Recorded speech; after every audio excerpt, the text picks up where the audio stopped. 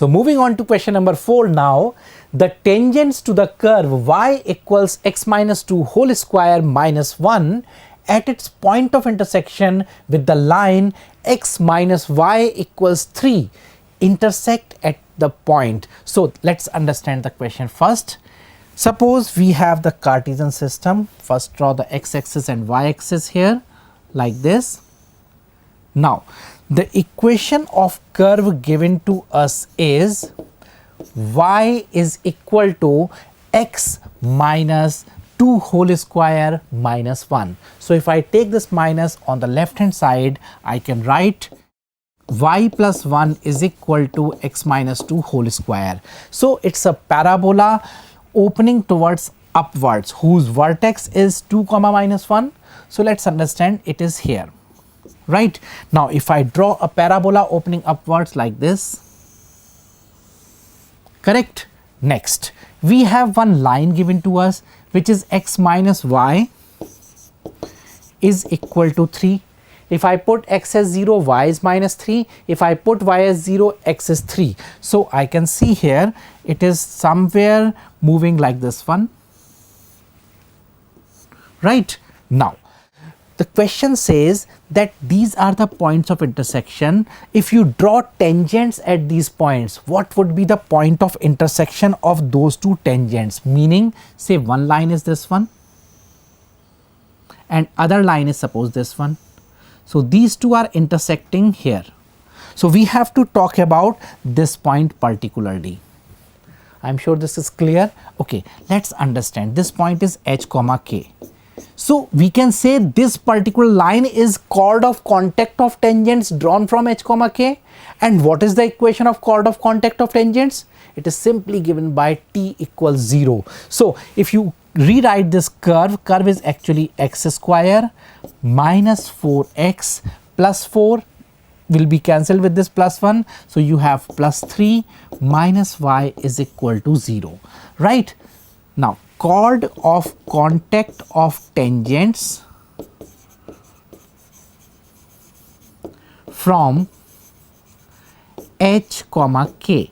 This is given by t equals 0. So you write here hx minus 2 times x plus h plus 3 minus y plus k upon 2 is equal to 0. Right. Let's rewrite this equation as x multiplied with h minus 2 plus y multiplied here you can see with minus of half, right, and the constant term you have plus 3 minus 2h minus k by 2 is equal to 0. If this line is same with the given one, because it is the chord of contact and we have said that the tangents are intersecting here, so this clearly mean this equation say A and this equation B, these two are identical. So we can compare the coefficients. On comparing the coefficients we can write h minus 2 upon 1 is equal to minus half divided by minus 1 is equal to 3 minus 2h minus k by 2 divided by minus 3. I am sure this thing is clear how we are doing it, right. So just take first and second to get the value of h. From here you have h minus 2 is equal to half. So h is coming as simply 5 by 2. Correct. Now you can find k from the second one, or you can also check the options like 1 and 3 involve 5 by 2, right. Moving ahead. So just put the value of h to get the value of k as minus 1. So the point of intersection is 5 by 2 comma minus 1, or option number 3 is the correct answer. Moving on to the next one, that is question number 5.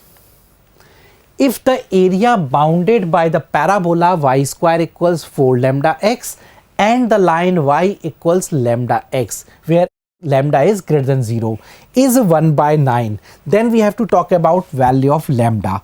So let's understand this question. Say we have x-axis and y-axis. Parabola y square equals 4 lambda x. We can draw parabola like this. Correct.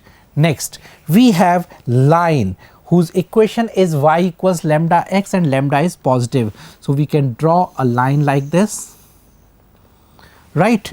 Let's mark here origin, x-axis, y-axis, correct? So now we have drawn parabola and line. Next, we have to find this required area. Which one is the required area? Let's mark this area as well. This is the required area, the shaded one. So what we need to do? Simply integrate parabola minus line within the boundary 0 to this point of intersection. So first let's find out the point of intersection. So starting it, when you substitute here y as lambda x, you get lambda square x square is 4 lambda x, meaning that either x is 0 will give you origin point, or x is simply 4 lambda by lambda square, that is 4 by lambda, correct? So let's find the required area. Therefore, required area is equal to 0 to 4 by lambda. Now parabola minus line, so this is root 4 lambda x minus lambda x dx, correct? Just integrate it to get the result. We can write it as 2 root lambda multiplied with x to the power 3 by 2 upon 3 by 2. So it is 2 by 3 x to the power 3 by 2 minus lambda by 2 into x square, boundary 0 to 4 by lambda, correct? So just substitute this value here to get the result, which is changing towards 4 by 3 root lambda into 4 by lambda raised to the power 3 by 2, meaning 8 by lambda to the power 3 by 2. So it is 8 by lambda minus lambda by 2 multiplied with 16 by lambda square. So this gives you 8 by lambda only. So finally it is 8 by 3 lambda square units. Let's move back to the question part. It is given this area is 1 by 9. So let's substitute this value to 1 by 9.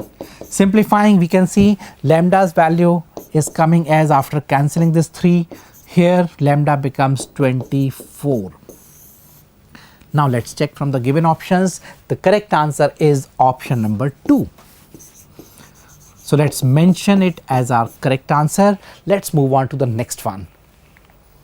A group of students comprises of 5 boys and n girls if the number of ways in which a team of 3 students can randomly be selected from this group such that there is at least 1 boy and at least 1 girl in each team is 1750, then we have to talk about the value of n. Let's start this simple question from PNC.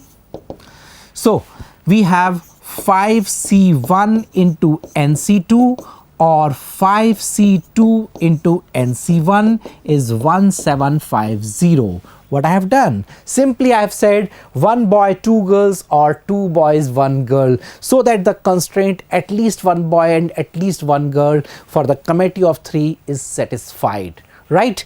Let's simplify. This is giving us 5n n minus 1 upon 2 plus 10n is equal to 1750, correct?